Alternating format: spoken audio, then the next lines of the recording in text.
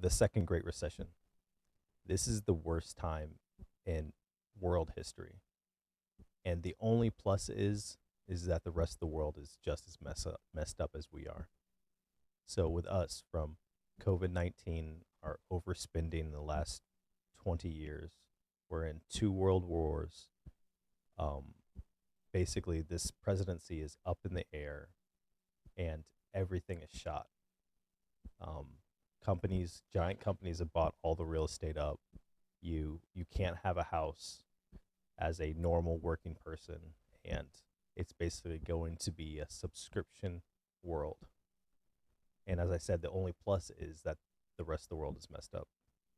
China is a communist country, thank God, because if they weren't, then they would be the superpower of the world because of their inability to repopulate themselves, which we are having that same issue right now. We are below the rate of repopulating the US. So we are bringing in immigrants, and it's the immigration and AI is what's going to keep us afloat, because I don't think we're ever going back to having more kids, because the world has made us too selfish. People don't want to have kids. They don't want to do anything else for anybody else because that's what we've been told and that's what the culture has been for the past 40 years.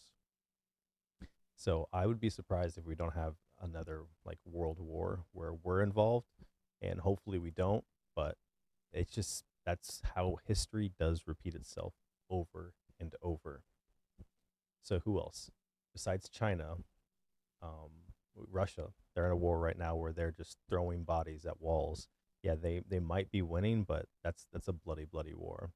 And from that, they've been racking this up for a while. From the 80s, they've been just liquidating everything, just hoarding gold.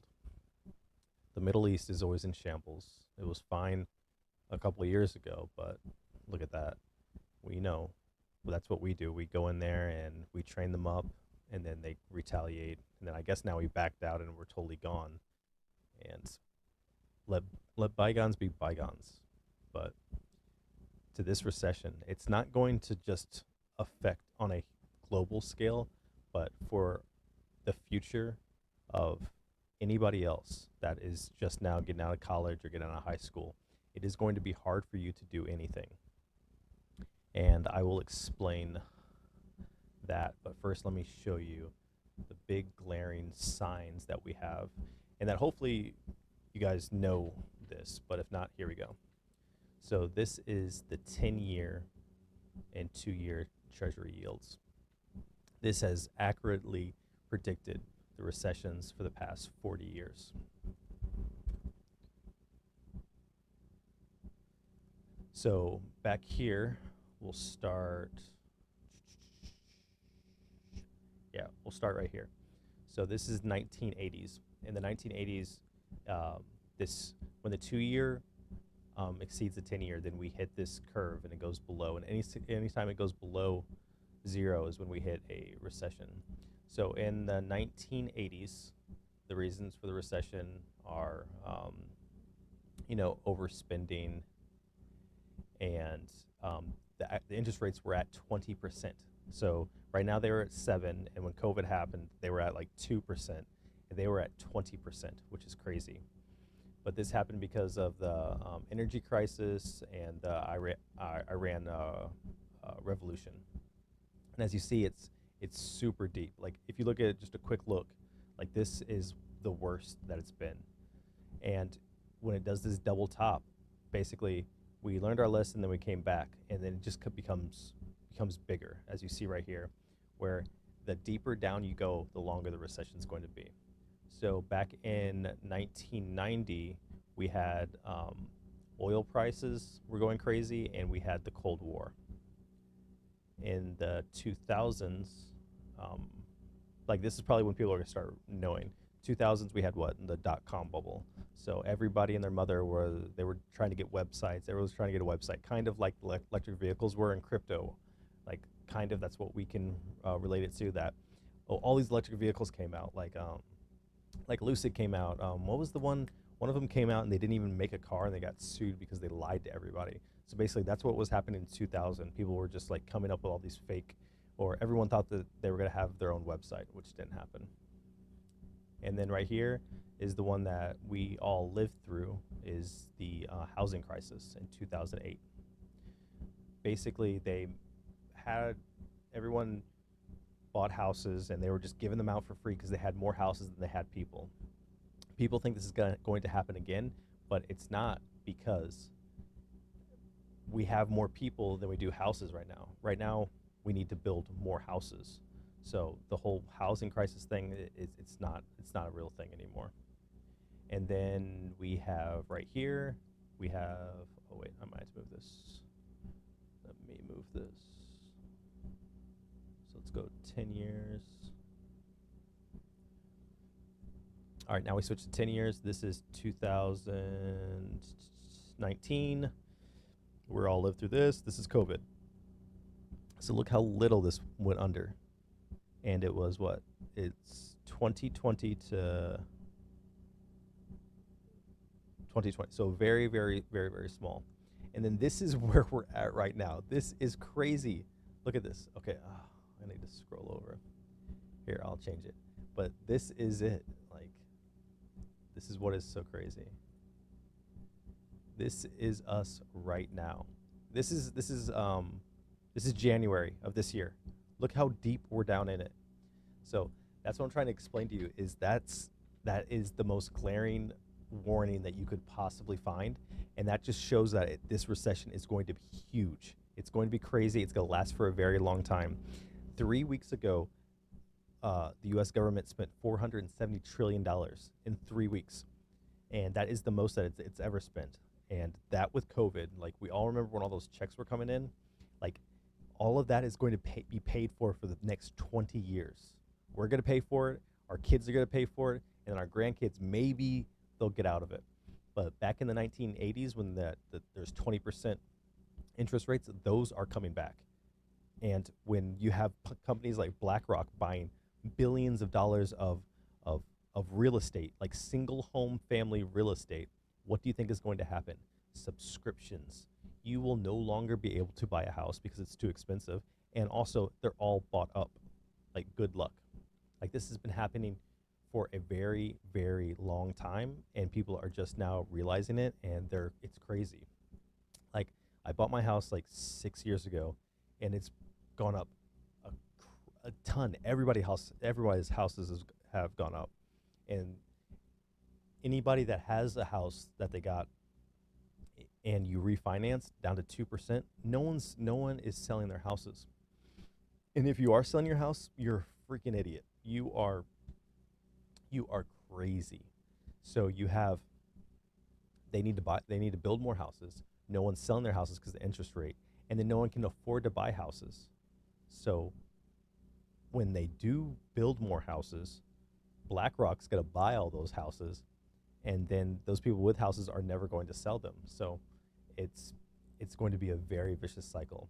Unemployment's going to go up. The interest rates are going up. You won't be able to get a loan. I'm talking about leasing cars. I'm talking about subscription, renting until you die. I mean, it is very, very bleak. That's why I hope that everybody is, because now you have to be more aware of how you spend your money, because it's going to be that much harder. It's going to be that much harder. It really is. And not only that, like, it's going to be very, very painful. I mean, like, where your grandparents, like, they can't take care of themselves, when your parents can't take care of themselves, you'll have to probably be watching and taking care of your mom and your dad. That whole generational wealth thing, it's not a thing. Think about it. If you were like, oh, I'm gonna move out of my house when I'm 18 and get my own apartment, that kind of thinking, where it's like, oh, that's what you have to do. You have to go to college, you have to move into your own house, and you have to pay rent and not own anything. Like, it is weird thinking. It is wrong. Like, you should live with your parents as long as you can. And why should you live alone? Like, you should have roommates if you cannot live with your parents. Like having a new car, no.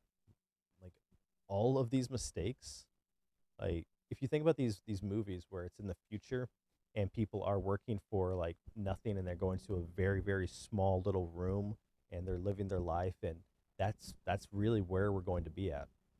And the people that get their shit together now, maybe, but you will have to do that for your kids and your grandkids, like to even survive. The middle class is going to be gone, 100% going to be gone.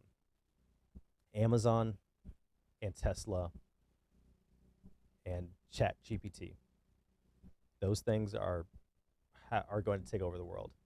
No one's going to be driving their cars. Robots are going to be doing everything. Basically, driving your cars, like stocking shelves, ordering food. You can already go, like, I can go down the street and go to a Genki sushi place, and I just put in what I want, and a little robot comes and gives it to me. That's going to be everywhere. But we'll have to do that because no one's having kids, because you are too selfish to have kids. And you're told that abortion is plan A. So this is the world that you wanted. And for me, I'm just lucky that like I have good people around me, and I have I'm on the right path, so I'll be okay, and it'll be easier for people like me, but for the average person, it's going to be super hard. And for the kids that start, like if I started now and I'm in 20 years from now, I get out of high school, I'd be fucked. I would be super fucked because no one in my family, like nothing was left to me. Nothing will ever be left to me. I have to get everything by myself. And a lot of people are like this. And if you're starting now and in 20 years you have to start that journey, good luck. I mean, it's going to get harder and harder. And it's going to act like it's easier and easier because people are so weak and they're used to having everything given to them. What they're going to do is they're going to vote in the government to do more for them. And when the government does more for you, they take more from you. So you will have less, oh, I'm going to do this. It's like, no, everybody does this. You have to fall in line or you don't get anything. Or it's the gun to your head and you have to do what they say. And there is no freedom of choice. Or there's going to be freedom of choice for like the 20% of people. And that's what it's going to be. So most of you weak people that don't want to try hard are just like, oh, you go backpacking around Europe and you get a shit degree and you don't want to work hard for your life and you think that everything should be given to you. Yeah, you're gonna have a little chip in your arm. You're gonna scan it, and that's where you get to eat. And you're gonna scan it to get into the car you can't own. Scan it to get into the house that you can't own, and probably scan it to have sex with the robot because you can't get a wife. Like it's crazy, it's crazy, and it's comical at the same time because that's where we're at, and we are the Rome. So like, can we make this last? Our dollar isn't even worth anything anymore. As soon as someone gets more firepower than us, the only thing that we have right now is that we have the biggest military. If someone takes that away from us or just nukes us or anything like that, then we really don't have anything. We don't export anything. The only thing we are is we are the center of bullshit. We're the center of social media, of entertainment. And now it's not even good entertainment anymore. Now it's woke agenda entertainment. And that's all we have. We have entertainment and guns. And hopefully we can keep that. But what we really have to do is we have to start changing everything. Like for the men out there, we have to actually go back to being men and leading. And when something is wrong, not being like, okay, I guess everyone's okay with that. No, we have to be like, no, that's wrong. It's not going to work. And then slowly, it's the cycle. It's the cycle for guys like me and other guys that want better, and we know that other people can't be reliable to change things. We have to say no and change things. It's the because it's gonna be hard times pretty soon, pretty fucking soon, and you know, I guess I'm ready for it, ready for that ride.